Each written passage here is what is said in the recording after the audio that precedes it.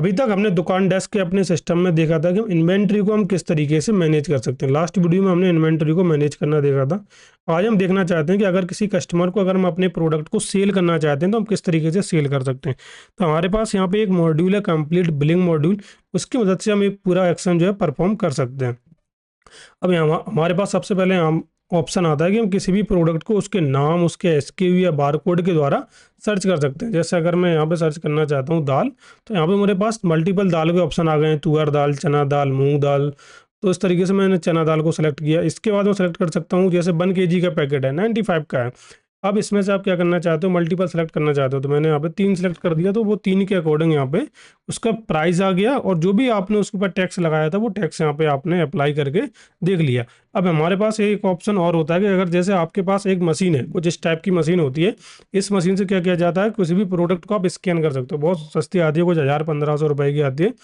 आप क्या कर सकते हो, कोई भी आपके पास प्रोडक्ट है और ये आपके पास मशीन है, तो आप क्या करोगे, इस तरीके से स्कैन कर सकते हो और डायरेक्ट वो आपको यहाँ पे अपने बिलिंग के अंदर ऐड होके दिख जाएगा। अब जैसे इस प्रोडक्ट की अभी क्वांटिटी आपको इंक्रीज करनी है, तो आप सेम प्रोडक्ट को दोबारा से स्कैन कीजिए और ये आपको इस क्वांटिटी इसमें बढ़ा के दिखा देगा।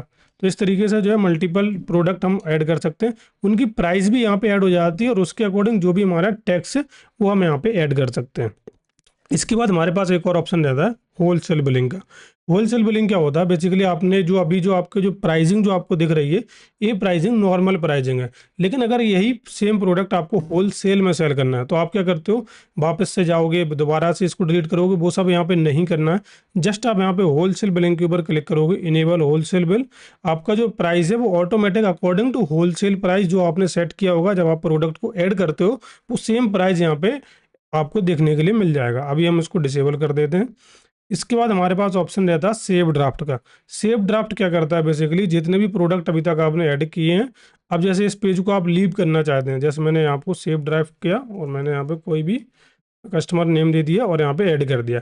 अब यहाँ पे मैं वापस से अगर पूरे सिस्टम में अगर कुछ और यूज करना चाहता हूँ, कुछ और मॉड्यूल यूज करना चाहता हूँ, लेट्स अज्यूम मैं यहाँ पे जाके सेटिंग में जाके यहाँ पे कुछ चेंज करना चाहता हूँ या कुछ भी यहाँ पे मैं चेंज करना है वो मैं कर सकता हूँ।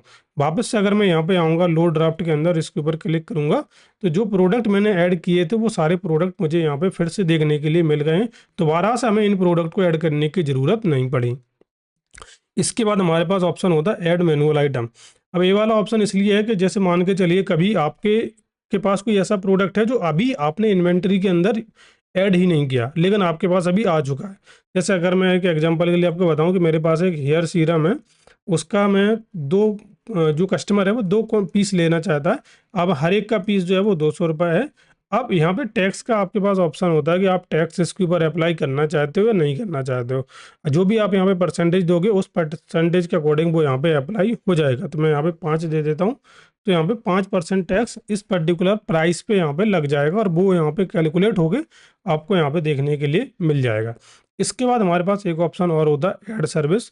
ऐड सर्विस के अंदर आप जैसे आपको कोई प्रोडक्ट है उसका आपको पैकेजिंग चार्जेस लेने हैं, डिलीवरी चार्ज लेना है या इंस्टॉलेशन चार्ज, जिस टाइप की आपकी शॉप है उस अकॉर्डिंग आप चार्जेस ले सकते हो। जैसे मैं अगर यहाँ पे डिलीवरी चार्जेस लगाता हूँ, तो डिलीवरी चार्जेस में हमारे पास मल्टीपल ऑप्शन होते हैं।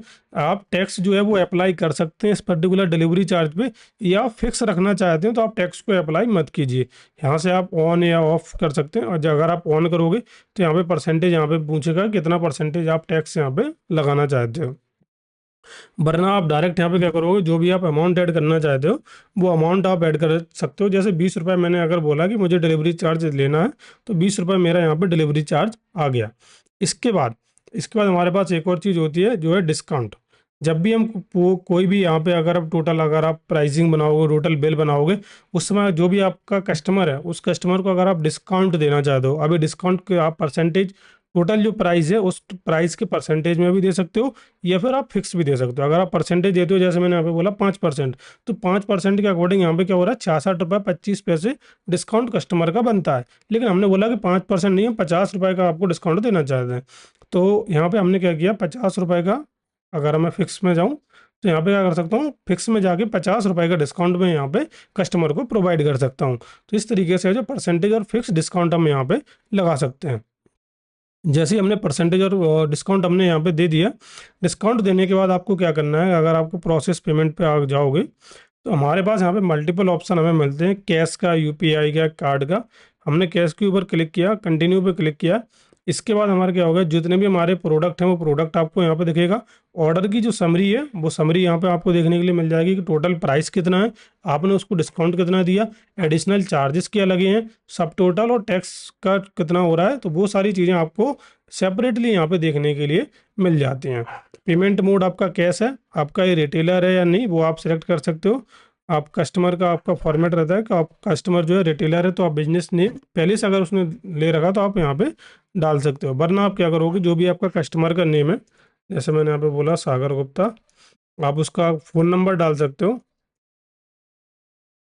जो भी आपको फ़ोन नंबर डालना है वो फ़ोन नंबर आप यहाँ पे इंटर कर सकते हो। इसके बाद कंप्लीट परचेज पे क्लिक करोगे तो डायरेक्ट आप सेल्स के ऊपर आ जाओगे, और यहाँ पे आपको जितनी भी आपने अभी तक सेल्स की है वो पूरी सेल्स यहाँ पे देखने के लिए मिल जाती है। जैसे अगर इस वाले ऑर्डर की बात करूँ जो अभी हमने पूरा क्रिएट किया, तो इसके अंदर आप देखोगे हेयर सीरम जिसको हमने 2 क्वांटिटी थी, पिलग्रिम 2 क्वांटिटी, चना दाल इसकी हमने 3 क्वांटिटी। तो इस तरीके से हमने कितने रुपए हर एक की क्वांटिटी का कितना प्राइस था वो भी यहाँ पे देखने के लिए मिल रहा है।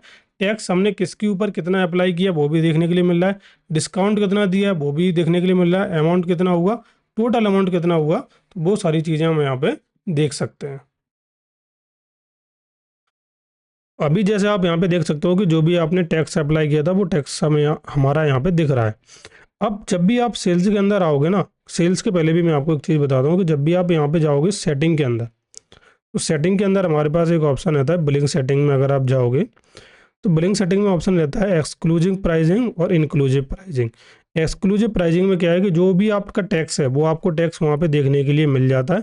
इंक्लूसिव प्राइसिंग में अगर आप सेफ सेटिंग कर दोगे, इसके बाद आप बिलिंग में आओगे और यहाँ पे अगर आप कोई भी प्रोडक्ट को अगर आप ऐड करते हो, तो मैं यहाँ पे फिर से उस सेम प्रोडक्ट को अगर ऐड करूँ तो हमारे पास फिर से ये चना दाल है।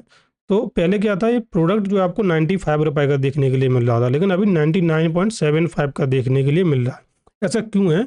ऐसा इसलिए है क्योंकि जब भी आप इंक्लूसिव कर देते हो तो जो आपका जो टैक्स है वो अलग से नहीं दिखाई देता है, जो भी उसका जो प्राइस है उस प्राइस में ही वो जो टैक्स है वो ऐड हो जाता है।